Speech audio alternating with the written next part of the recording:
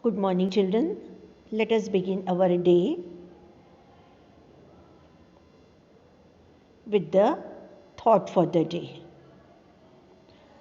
Today's thought for the day is a presence of mind can become the strongest weapon of the battle of life. Let me help you to understand what is presence of mind. It is that quality you can describe it as self-control, so maintained in an emergency or in an embarrassing situation that one can stay or do the right thing. So in our next story, this presence of mind and bravery helps a brave warrior to teach a lesson to a unwanted and dreadful guest. So you have guessed it right. I am speaking about chapter number 27, The Dreadful Guest. Now let me speak a few words related to presence of mind. It is very important in every respect of life because it is the aspect that is having self-control in the condition of stress. Sometimes in such condition, people cannot talk calmly and they cannot take right decision. But with presence of mind, even if chaos surrounds us, we have a tendency to stay calm. And if we are calm, our mind is at peace, we are not disturbed, we do not speak unwanted words, and we always take right decision. So the dreadful guest is having our two main characters, a brave Russian warrior and a dangerous dragon. So let us turn to page number 62, and for reading you are going to open and follow your own textbook. So let us begin. That is chapter number 27, The Dreadful Guest. Be ready, you all are reading with me. Once upon a time, the king of Russia decided to hold a grand feast. He invited princes, rich merchants, brave warriors, and all important people in his kingdom. So the story dates back to a long time. The story happened in Russia. So the king had arranged a wonderful party, grand feast, and as it was the feast of the king, many princes, rich merchants, warriors, all were important, including the important people in his kingdom. On the night of the feast, the king and his guests sat together at a long table in the banquet hall. They talked and laughed, and everyone was happy. Banquet hall is a ceremonial party place, as the feast was going to be held in King's Palace.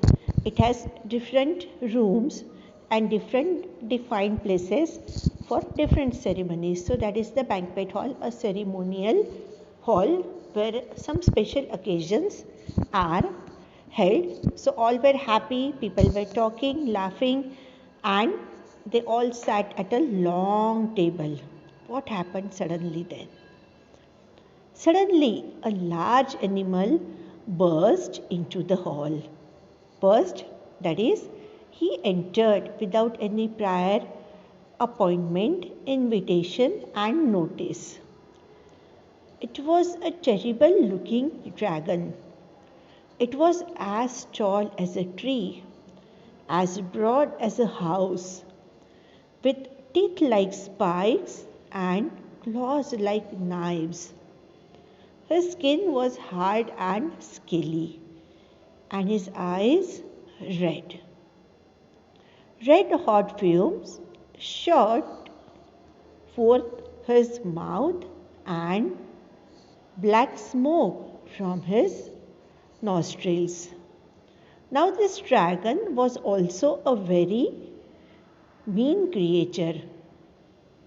He loved to be a spoilsport and killjoy.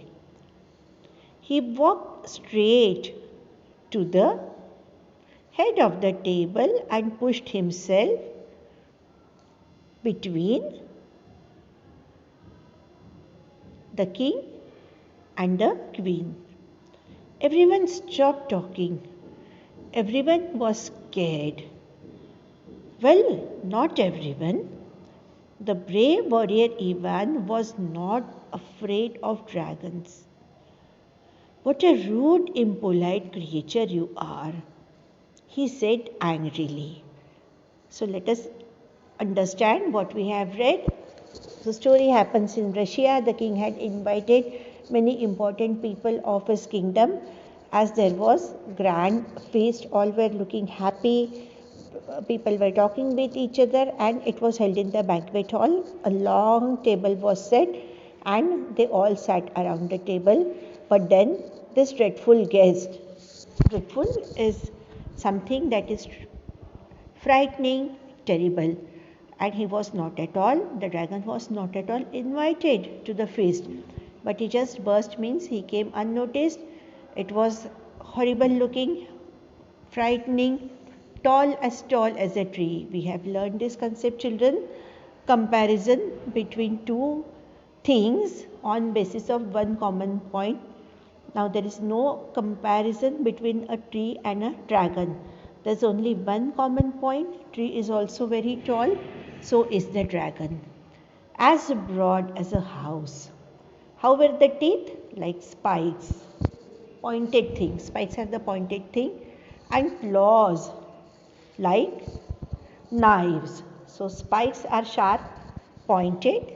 Let me help you to understand. Claws, also called as talon, these are narrow arc structures that curves downward end of a digit, that is either the fingers or the toes. In birds, reptiles, many mammals, and even some amphibians, digit can be a finger or a toe. Now, how are claws different from nails? We do not have claws. Look at your finger. Do we have claws? We have nails. Now, the material that our nails are made up of is keratin. Even the claws are made up of keratin, but our nails are squarish and flat.